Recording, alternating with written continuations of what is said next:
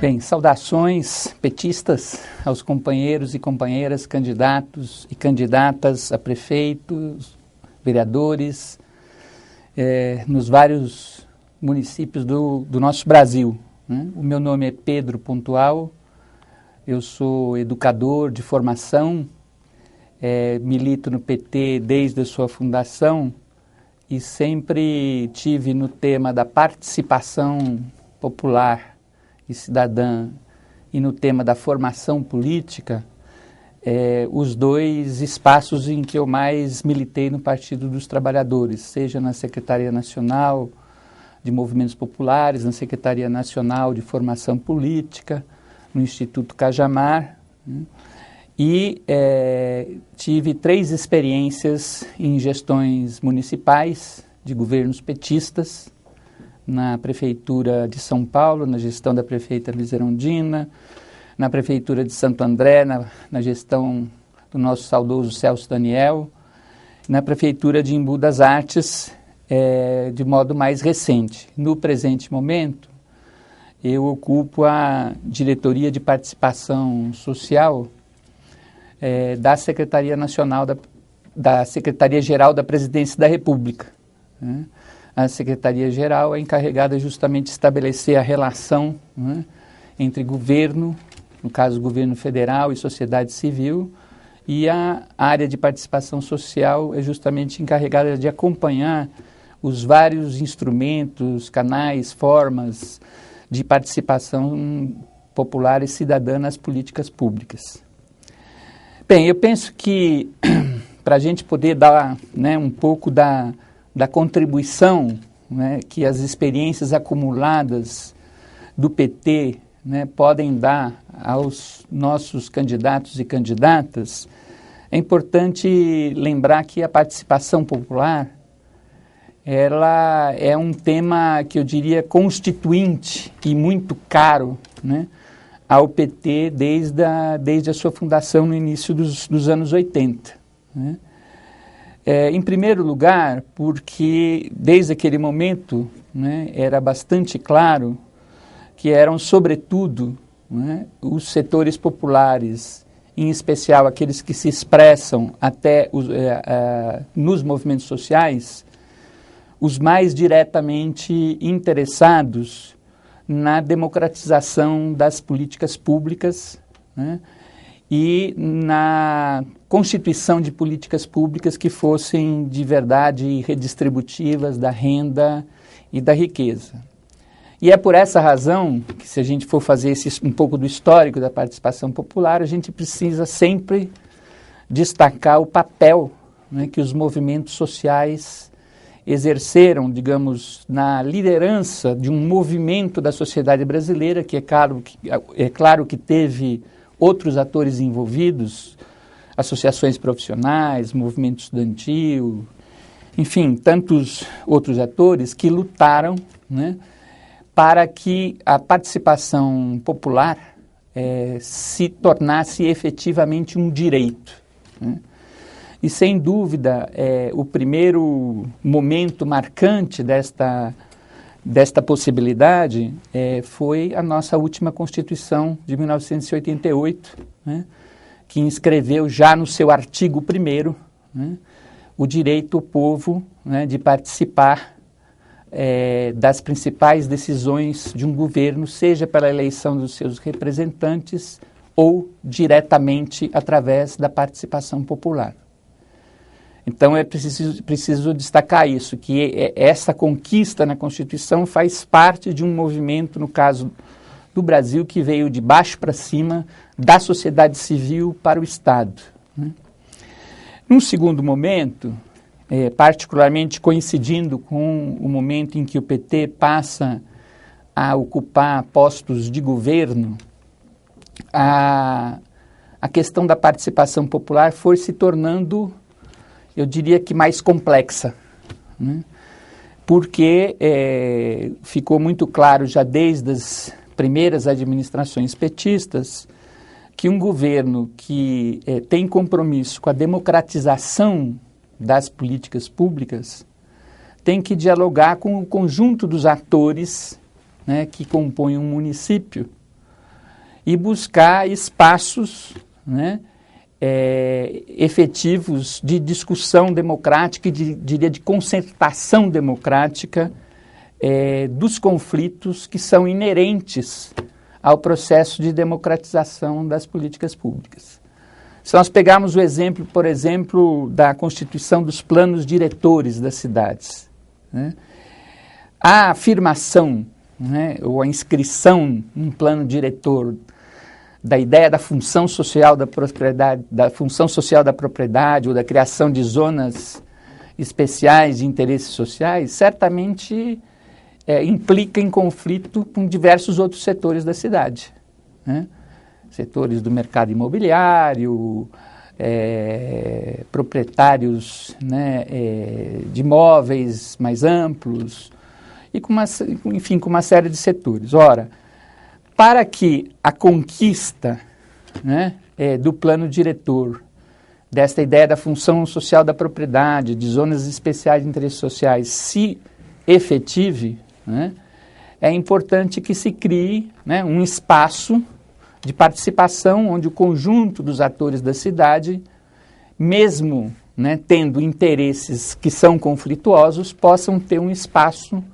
né, de negociação desses conflitos, né, e de construção de um conjunto de regras que ordenarão o desenvolvimento de uma cidade, né? Se nós pegarmos, por exemplo, um outro exemplo que se refere a um tema mais específico, né? O que tem sido discussão até em alguns municípios, né? A criação de uma lei do silêncio na cidade. Isso pode, num primeiro momento, né, parecer um tema consensual, mas não é, né? Porque a lei do silêncio, ela envolve, né, cidadãos, né, que vem no tema do silêncio uma questão da elevação da sua qualidade de vida,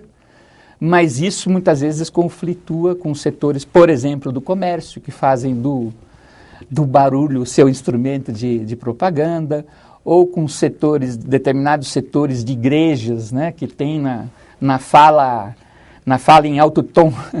um instrumento de convencimento. E, portanto, se a gente quer, um governo municipal quer criar uma lei do silêncio, né, que seja efetivamente cumprida na cidade, que seja efetivamente aplicada, é preciso que ele chame esse conjunto dos atores para algum espaço, alguma arena pública, onde esses interesses conflituosos se expressem e possam ter a construção de um acordo, né, que se traduzirá num projeto de lei, né, que busque o máximo consenso possível, para que haja um compromisso efetivo desses atores no cumprimento desta lei. Bom, enfim, todos esses, poderia citar outros exemplos, mostram que no exercício da gestão de governo, buscando a democratização das políticas públicas, aquilo que nós muito carinhosamente chamamos sempre de participação popular, ele tem que se alargar, né, com o diálogo para outros setores da sociedade, né, e por isso em muitos lugares a gente vem, né, utilizando a expressão participação popular e cidadã para expressar esse alargamento da compreensão e da nossa esfera de diálogo, né, no âmbito da participação, né. Bem, eu penso que as experiências de governos locais, né, sejam eles, sobretudo os governos municipais,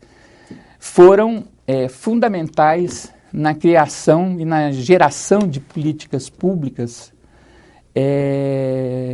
que apontam, né, no sentido da inclusão social, no sentido da construção de um projeto de desenvolvimento para os municípios que seja integral, que seja sustentável, né? Sem dúvida, esses governos locais, nós construímos experiências tão ricas que eu ousaria dizer que uma boa parte das políticas públicas que nós implementamos no governo federal a partir do primeiro mandato do presidente Lula e agora no mandato da presidente Dilma, elas foram primeiro experimentadas, né, no âmbito de governos municipais. Daí mais uma grande responsabilidade de que a gente valorize muito, né, as nossas experiências de governos municipais, tanto no sentido do que elas podem trazer de benefícios para os cidadãos e cidadãs dos municípios, quanto no aspecto delas serem laboratórios, digamos assim, de ações e de políticas que podem ser implementadas em outros níveis da esfera federativa, né? Bem, o que para nós, então, significa participação popular e cidadã? O discurso da participação popular, né, e cidadã hoje é bastante generalizado e, portanto, é preciso a gente deixar muito claro o que para nós do PT, né, significa criar formas e espaços de participação popular e cidadã. Significa a criação de esferas públicas, né, onde os cidadãos e cidadãs estejam convidados a participar efetivamente das decisões, né, sobre as políticas públicas, os programas e ações de um governo, né? E, portanto, o sentido deliberativo, né, é um sentido bastante importante da nossa compreensão da participação popular e cidadã. Mas também faz parte dessa compreensão não só o direito de decidir, mas também as responsabilidades que decorrem, né, desse direito de decidir. E por isso, a ideia de que, além dela significar o compartilhamento do poder de decidir sobre as políticas, a nossa visão de participação popular significa também um compromisso com a cogestão das políticas e dos espaços públicos de um município, né? Para dar um exemplo bastante simples, uma das experiências mais inovadoras e importantes criadas no âmbito dos governos petistas de democratização das políticas públicas são justamente os orçamentos participativos, né? O que são os orçamentos participativos? São espaços criados onde os cidadãos e cidadãs de um município são convidados a definir, né, e hierarquizar as prioridades que devem compor o orçamento municipal de um governo, né? Bem, o orçamento participativo, ele delibera sobre, né, várias necessidades de um município. Mas vamos tomar, por exemplo, a deliberação a respeito da criação de uma escola municipal, né? Aquelas escolas municipais, né, que são fruto de um processo amplo de discussão, de debate,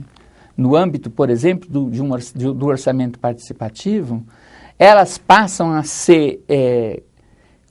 consideradas, né, como uma conquista da comunidade que assim indicou. E ao elas serem assumidas como uma conquista efetiva dessa comunidade, a gente tem visto a experiência de que a comunidade passa a se responsabilizar muito mais, né, digamos, no sentido bastante amplo, pelo cuidado com aquele espaço público. Passa a se responsabilizar muito mais pela ideia de que ela deve participar também da gestão daquela escola, da discussão dos seus conteúdos, da deliberação sobre os recursos materiais, sobre, enfim, os vários aspectos que constituem a vida escolar, né? Então, com esse exemplo, o que eu estou também querendo dizer? Que a participação popular e cidadã, para nós, ela é um princípio político, né? No sentido de que nós acreditamos, né, de que, através da participação popular e cidadã, nós alargamos o exercício da democracia e nós complementamos a democracia participativa, que é aquela democracia fruto da eleição de nossos representantes pelo voto. Nós alargamos e aprofundamos essa democracia ao incorporar os cidadãos e cidadãs no exercício efetivo de tomar decisões sobre as políticas e as ações públicas.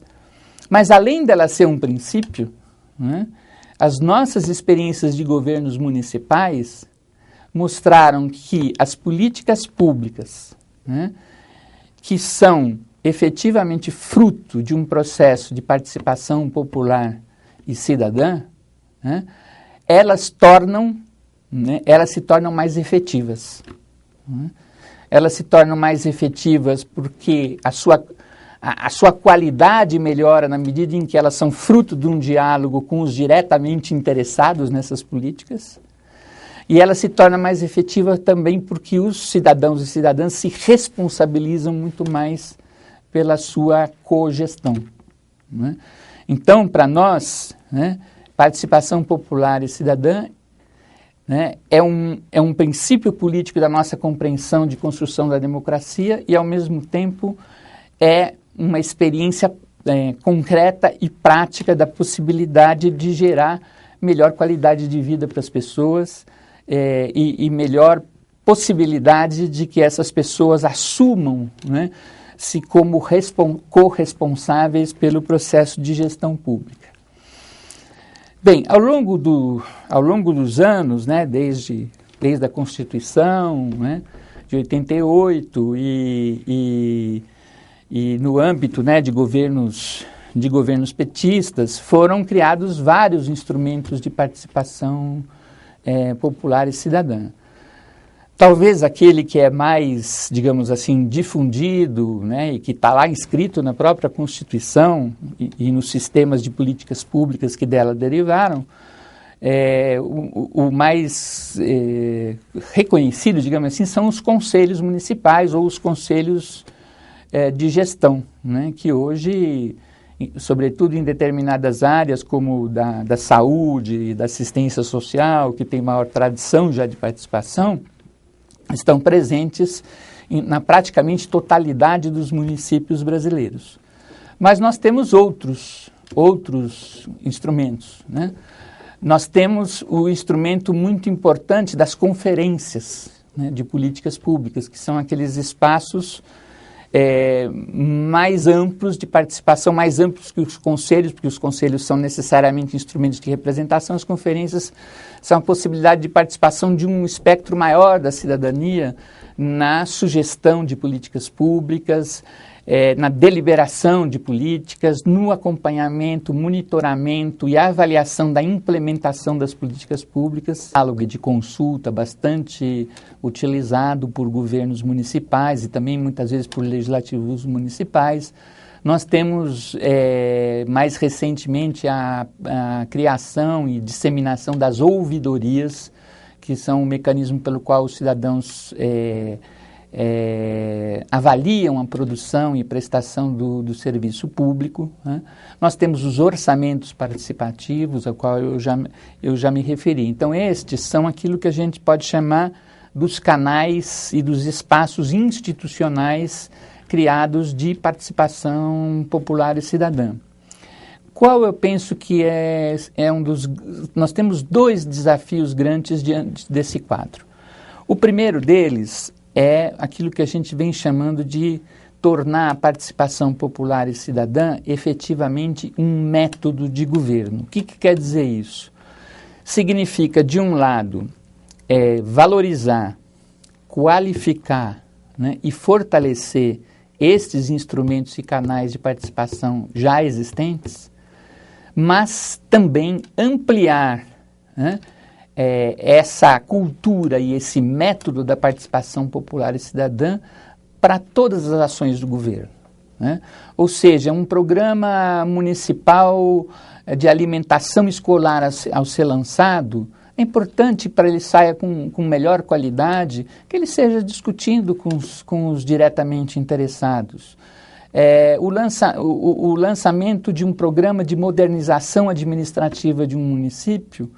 né, ele deve ser fruto de um processo de debate com os servidores e ele deve ser passível de monitoramento por parte dos servidores públicos municipais.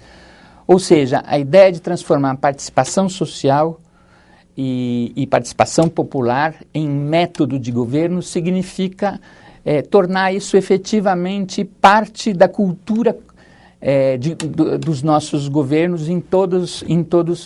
as suas ações. Agora, nós temos um segundo desafio, né,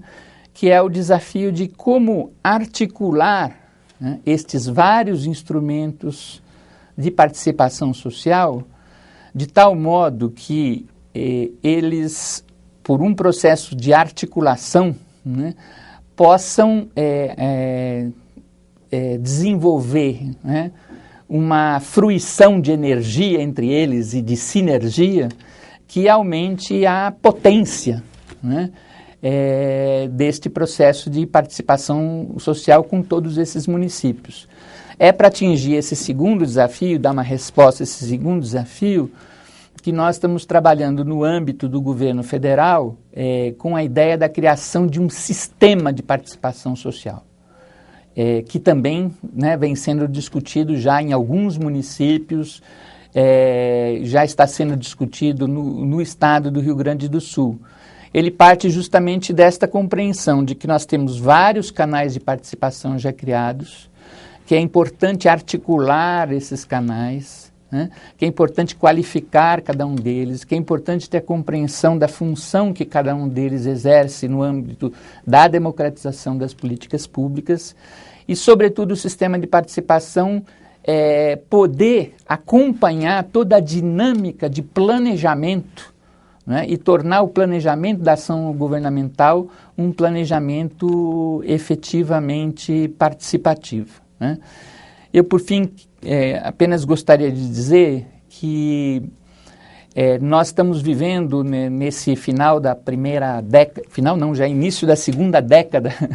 do século XXI, um conjunto de transformações no mundo, né, bastante potentes e fortes. Entre elas, né, a criação das novas mídias, das novas formas de comunicação via internet e todos os seus derivados, que estão trazendo um elemento novo muito importante também para os processos de participação, que é a possibilidade de utilização destas redes e destas mídias como um instrumento de incentivo à participação, como um instrumento de ampliação do processo de consulta e de participação dos cidadãos nas decisões sobre as políticas públicas. E eu penso que é dentro desta complexidade que eu considero que, ainda que a gente tenha todos esses instrumentos e essas formas pelas quais vem sendo experimentada a participação popular e cidadã, é importante que os nossos candidatos e candidatas, tanto ao Poder Executivo quanto ao Poder Legislativo, ousem, né, e experimentem criar novas formas de participação, né, que dialogam com estas já existentes, mas há um amplo espaço de possibilidades de criatividade de processos participativos, que ao serem sistematizados, ao serem tornados públicos e visíveis, vão construindo efetivamente uma cultura democrática nos nossos municípios.